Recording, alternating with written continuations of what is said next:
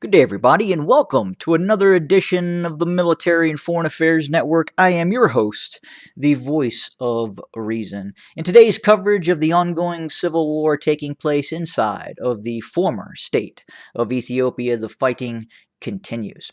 So, the latest reports that are coming out of the region, first and foremost, will start within the vicinity of the North Gondar zone in the town of Ade Arke.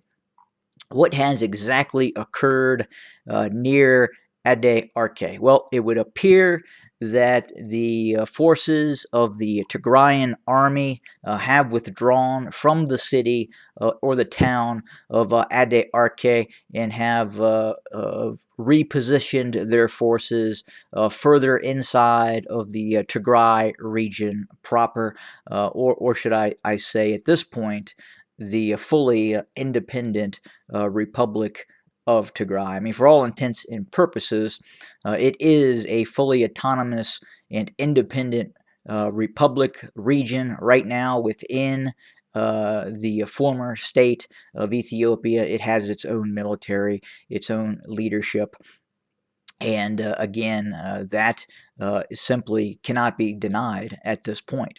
But anyway, back to coverage. Again, those forces have withdrawn from Ade Arke. Was it a wise decision to withdraw from Ade Arke? I think from a tactical viewpoint, probably not. Again, Ade Arke could have been probably held and could have cost the Abiy loyalist, and really in this area, the Amhara regional militias, a huge cost in blood to have retaken this town. And again, as you can see from the Google Earth images, as you see on my screen here, the town sits basically on top of a hill, a very large hill, mountain, if you want to call it that. And the areas around Ade Arke again are very easily fortified and defended, especially in terms of the terrain that the Tigrayan Defense Forces prefers to engage in battle. But again, it would appear that there has been sporadic skirmishes on the approaches to Ade Arke. There was never a full-on onslaught and attack on the town that caused the town to fall.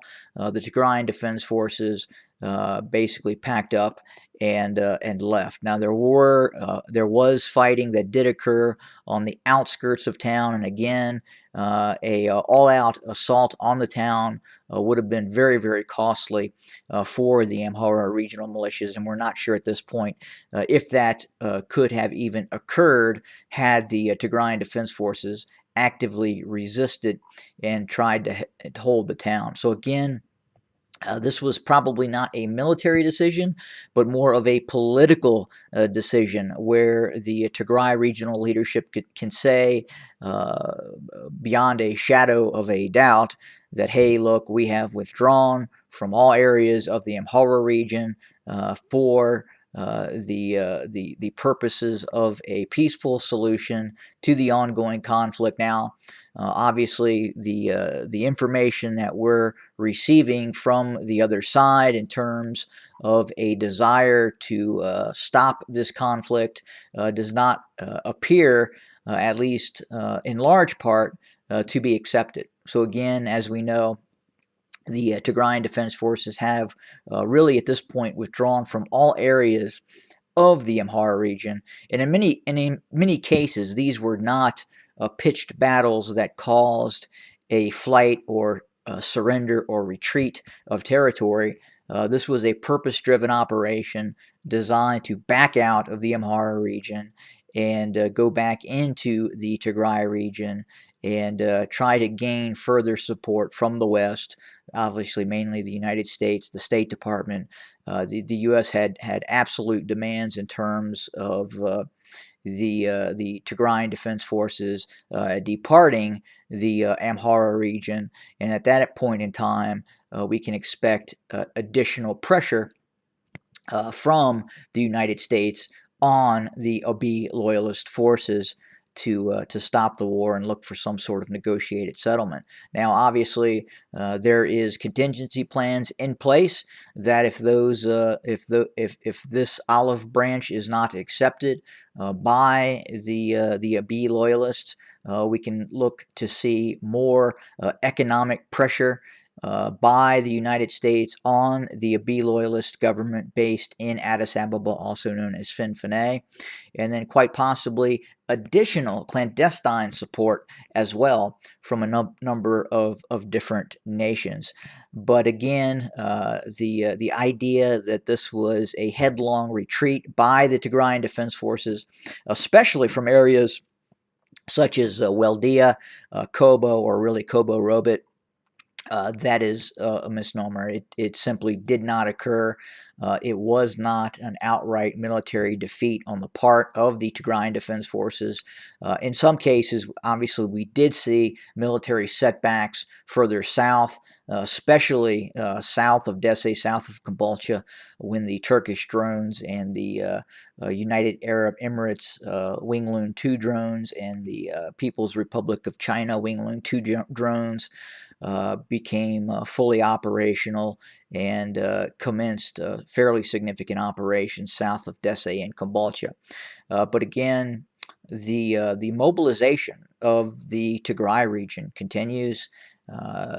We continue to see a very robust force now really consolidated inside of the Tigray region. That force can number anywhere from 100 to 200,000 personnel, depending on reserve call-up and personnel that have been activated at said time. But again, at this point in time, the Tigrayan Defense Forces can field very easily 100,000 plus personnel. So in terms of further operations by the Abiy loyalists further into the Tigray region, especially we've seen some attacks focused on Alamata and then Korem, and those forces were especially repulsed as they advanced northwest of Alamata toward Korem. We saw some fairly devastating defeats by the Abiy loyalist army inside of the Tigray region along the A2 highway and other areas to the west of Alamata, and ongoing operations that have occurred. But again, there appears at this time to be a real split in the political leadership of the Prosperity Party of the Amhara region, and especially the despotic regime of Isaias Afwerki. It really appears at this point the Eritrean state wishes to continue the conflict by proxy, meaning the Eritrean army is not looking to cross the border from Eritrea into the Tigray region at this point, but use its forces and its capabilities to support the Abiy loyalist forces, the Amhara regional forces, in an ongoing fight to enter and possibly subjugate the Tigray region. And again, a weakened Tigray region, a weakened Tigray regional leadership is to the benefit of the despotic state of Eritrea, and that is one of the war goals and war aims of Isaias Afwerki in terms of the ongoing conflict that we are seeing. But again, at this point, the fighting for the most part has died down quite a bit. It is not as intense as we have seen in many weeks and months past. Obviously, the fighting still continues in southern Tigray with sporadic clashes. There were sporadic clashes south of Adi Arke, and there continues to be clashes within the environments of Alamata and south of Korem. Our understanding at this point, Alamata is disputed.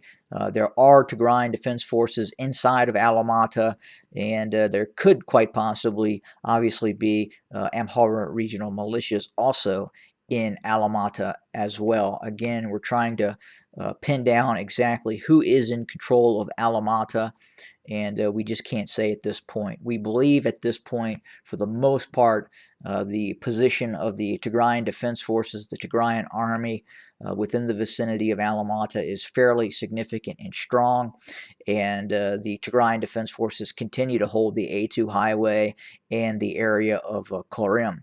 But again, that's the status on the ground. We continue to also see sporadic clashes occurring near Abala, but again, we also continue to hear about ethnic cleansing by the Eritrean army of peoples from the Tigray region within the vicinity of Abala and in Abala as well. So again, the Eritrean army, Afar regional militias appear to be really targeting Tigrayan peoples that happen to reside inside of Abala, and we've heard of many cases of really some appalling atrocities occurring by these external forces against peoples of the Tigray region, and that's probably why we're seeing continued military activity by the Tigrayan Defense Forces within the vicinity of Abala. It would not be advantageous for the Tigrayan Defense Forces to hold Abala.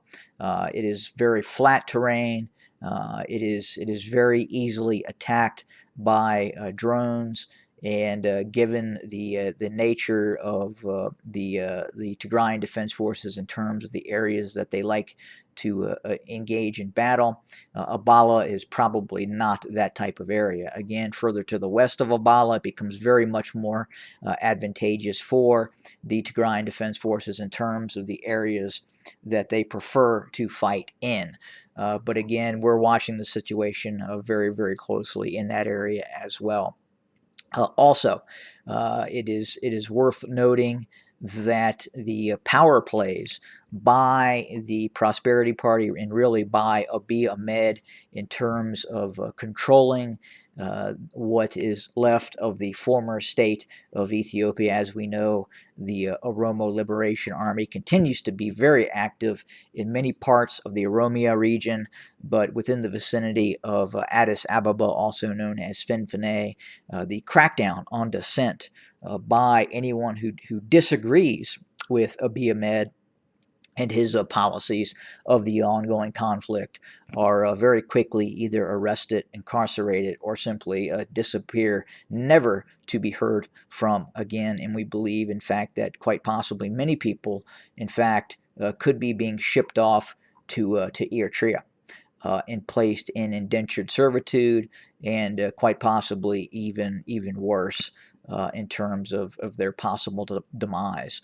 But again, that is the current situation on the ground. We continue to watch it very closely, and that's what we have for today. Please note, I will be heading out of town on a business trip tomorrow. Again, I have to leave very early in the morning, and unfortunately I may not be able to do a morning video, but once I arrive at my destination, I will certainly look to continue with updates throughout the week while I'm gone. But again, continue to watch our videos. We truly appreciate you, the viewer, and we will obviously continue to create content for your consumption. Have a good day, everybody.